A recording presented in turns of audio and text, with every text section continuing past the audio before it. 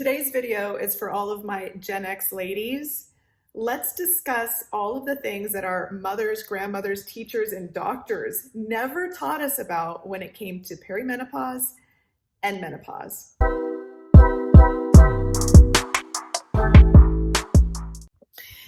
So I don't know about you, but most of the Gen X women that I've talked to and that are in my life have been just as blindsided by all of the different perimenopause and menopause symptoms that no one ever talked to them about when we were all growing up.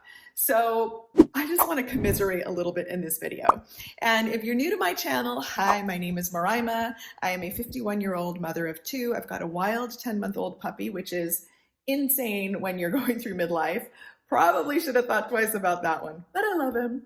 I'm a relocation consultant, writer, and lover of all things natural health, wellness, and healthy aging.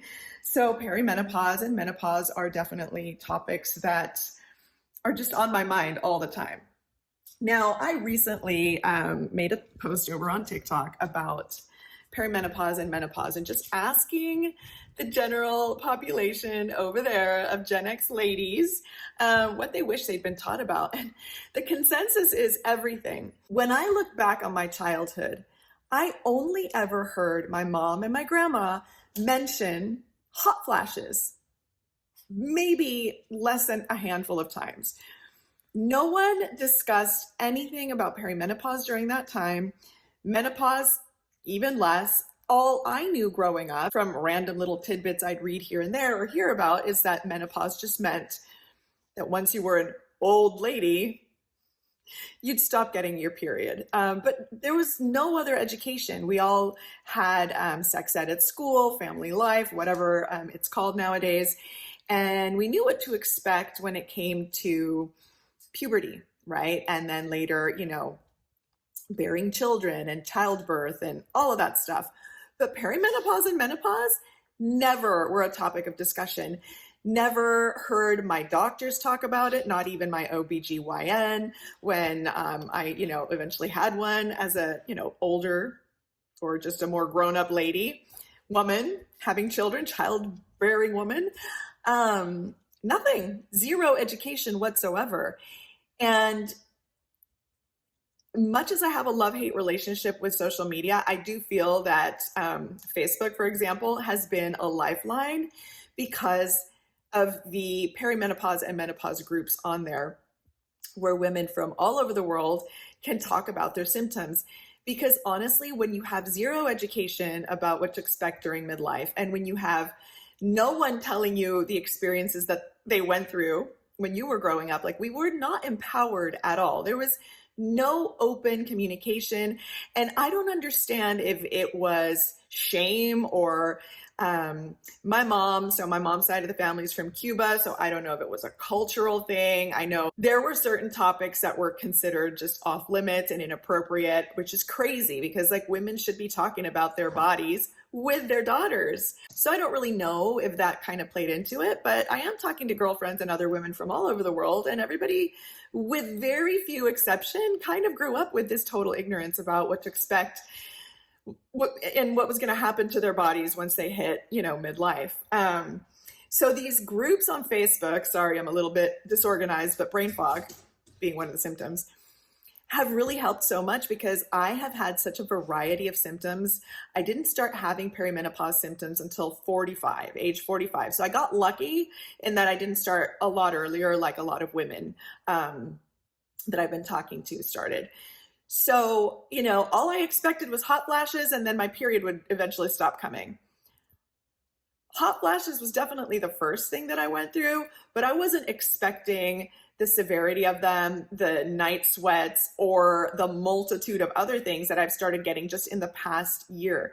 So in January, my dog died, my soul dog, little love of my life. And that triggered, and I haven't studied this, but I'm sure there's some correlation between severe stress and grief and stuff like that, and growing severity of your symptoms. Plus, I'm just getting older. But that triggered horrendous night sweats and hot flashes, which I had under control by using natural supplements and lifestyle and all of that prior to that. I also developed other things like itchy inner ears. My shoulder was hurting, my hip was hurting for no reason. I hadn't even, done any strenuous activities to hurt myself. Skin started to dry out. What else? Just other really bizarre, of course, health anxiety, road anxiety. I hate driving on freeways. Brain fog, and just always feeling kind of like PMS symptoms, but never going away, like a constant thing. And then, of course, waking up anywhere between 2 a.m. and 4 a.m. in the morning and just laying there wide awake. And a bunch of other things that I'm forgetting right now. And if it weren't for those online spaces where I could go in to like a perimenopause hub on Facebook and just type in what I was feeling and then read tons of posts from other women going through the same thing, really was a lifeline and a lifesaver. Because one of the symptoms when you have perimenopause is health anxiety. So if you're having all of these random symptoms and you're having health anxiety, honestly, it's debilitating and crippling. And if I had known to expect even a quarter of the things that I've been feeling in the past year, it wouldn't have made it less uncomfortable, but mentally would have helped so much. So I have an 18-year-old daughter, and I have been very open communicating with her, not in a way to scare her, but in a way to prepare her that these are all possible things. And all of our peri and menopause journeys are different. Our bodies are all different. Some women have really severe symptoms. Some women barely have any symptoms, but I want my daughter to know that these are all potential symptoms, and these are things that I'm doing to help get through it, help myself get through it. So when she hits midlife, it doesn't leave her blindsided like it left me, and it's left so many other women in our generation. I would love to know in the comments below what some things are that you wish that your mothers, grandmothers, doctors, or really anyone that you knew growing up that was an older woman would have taught you. And if you were one of the lucky ones who had open communication in your family, I'd love to hear about that as well. And I'd love to hear how you're tackling your perimenopause and menopause journey.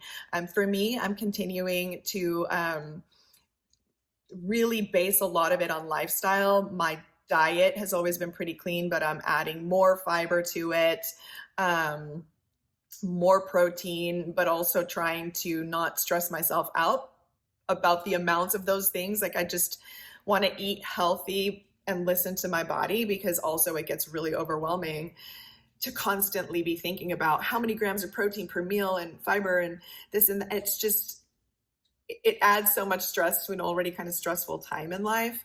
Trying to remember to stay very hydrated, really listening to my body, because there are certain things like our digestion changes, and there are some things that my body doesn't love so much anymore when I eat them. And I'm still taking a bunch of natural supplements, and I've made videos about them before, but like one of my favorite ones is primrose oil. I feel like that helps a lot. And I am starting to kind of dip my toes into the Bio HRT aspect of things. And that's another thing that's kind of frustrating, is I feel like there are so many healthcare providers that have so many different opinions and views on bioidentical hormone replacement therapy. Some are huge proponents of it, some aren't, some are skeptical, some just don't have enough education about it. And it's really disheartening, because I just feel like women's health in general is so poorly studied and understood, and there's no excuse for that because it's 2025. I know that there were some scares about using hormone replacement therapy, and that a lot of those studies have been debunked, and that the bioidentical HRT is better than the non-bio HRT that was prescribed in the past. I know not everyone does well on Bio HRT though, and it's still contraindicated for some women depending on their family history. I don't love anything that comes from a pharmaceutical company. I've had really not great luck with that stuff in the past and in my family, but I also want to be very, very informed about all of the different ways that I can take control of my life and my body and my health. Cognitive issues are things that I, want to be wise about and careful about. My mother has dementia, and my grandmother also had dementia. Bone density, it has been an issue for the women in my family as well. I want to keep my heart healthy. My father died of a heart attack. So great genetics, right? I just want to make sure that I'm covering all the bases, but I don't want to rely only on one path. I want to have like a multi-path way to keep myself healthy during these life changes. So I'll probably be making more videos as I incorporate and try out new and different things, and I'll want to share them with you if they work. My video prior to this one was about red clover tea, and that's been very helpful. I do really like that when it comes to helping with perimenopause, menopause symptoms, and I do feel like ever since I started using it on a consistent basis, it has helped with the night sweats, because the night sweats are the worst. So I'll be sharing plenty of that along with all of my other content. Here, I also have a blog. I don't post too much on IG. I just feel like it's kind of like a wasteland for me over there, but I am over on TikTok, so you can find me there as well. I do shorter videos there about, just what it's like to be an adult, trying to rewire everything that we deal with on a daily basis. But perimenopause and menopause are definitely, I guess I'm still shocked that so many of us came into this time of our lives not knowing what to expect, completely ignorant to all of the symptoms and how to manage them. And it's such a disservice that was done to us. If at the very least there would have been a college course or something, because how do we skip over this? We go through all of these stages of our lives and development, puberty, childbirth, the child rearing years, and then there's this big gap. Like all of a sudden you're going to be like the Golden Girls and you're going to shrivel up and there's going to be no more period, and that's it. Maybe you'll sweat a little, maybe you'll feel a little flushed, and that's it.